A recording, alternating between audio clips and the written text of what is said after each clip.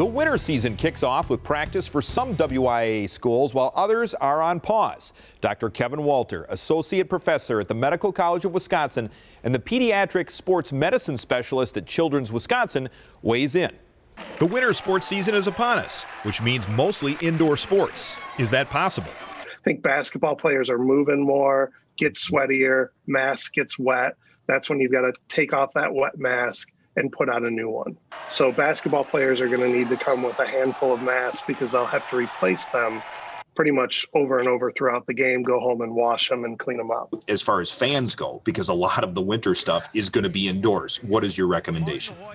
Same thing. We've got to reduce spectators and keep that low. Adjustments will be needed. If we want kids back at school, if we want them to play sports, and masking decreases the risk by even 5%, it's worth it.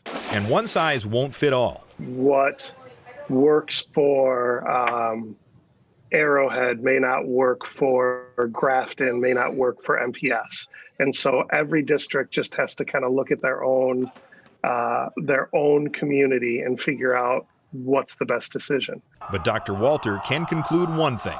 I think 68% of the WIAA schools went ahead with fall sports of some variety. What were your thoughts on that?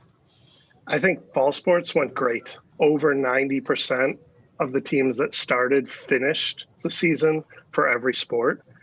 So there were quarantines, but that was expected.